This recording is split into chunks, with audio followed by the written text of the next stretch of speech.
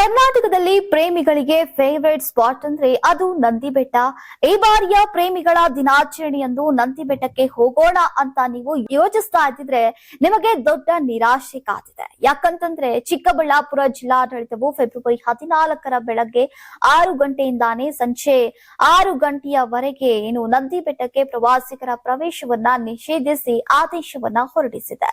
ಈ ಬಗ್ಗೆ ಮಾತನಾಡಿದಂತಹ ಜಿಲ್ಲಾಧಿಕಾರಿ ಜಿ ಪ್ರಭು, ನಂದಿ ಹಿಲ್ಸ್ ನಲ್ಲಿ ಜನಸಂದಣಿ ನಿಯಂತ್ರಿಸೋಕೆ ಮತ್ತು ಶಾಂತಿ ಕಾಪಾಡುವ ಉದ್ದೇಶದಿಂದ ಈ ತೀರ್ಮಾನವನ್ನ ಕೈಗೊಳ್ಳಲಾಗಿದೆ ಅಂತ ತಿಳಿಸಿದ್ದಾರೆ.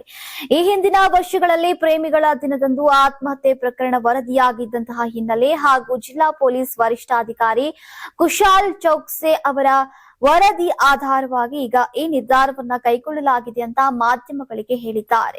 ಇನ್ನು ಹೊಸ ವರ್ಷದ ದಿನವನ್ನ ಹೊರತುಪಡಿಸಿ ವರ್ಷ ಪೂರ್ತಿ ನಂದಿ ಬೆಟ್ಟ ಪ್ರವಾಸಿಗರಿಗೆ ಮುಕ್ತವಾಗಿರ್ತಾ ಇತ್ತು. ಆದ್ರೆ ಪ್ರೇಮಿಗಳ ದಿನದಂದು ಹೆಚ್ಚುವರಿ ಜನಸಂದಣಿ ಹಾಗೂ ಯಾವುದೇ ಅವಘಡಗಳನ್ನ ತಪ್ಪಿಸೋಕೆ ಈ ನಿಷೇಧವನ್ನ ಜಾರಿಗೊಳಿಸಲಾಗಿದೆ. ಆದ್ರೆ ಪ್ರೇಮಿಗಳಲ್ಲಿ ಕೂಡ ಈಗ ನಿರಾಶೆ ಮೂಡಿಸಿದೆ.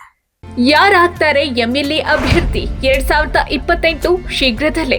ಪ್ರತಿದಿನ ಒಂದೊಂದು ಕ್ಷೇತ್ರದ ಟಿಕೆಟ್ ಆಕಾಂಕ್ಷಿಗಳ ಸಂಪೂರ್ಣ ಮಾಹಿತಿ ಪೊಲಿಟಿಕಲ್ ಜರ್ನಲಿಸ್ಟ್ ಕೆಎಂ ಶಿವಕುಮಾರ್ ಅವರಿಂದ.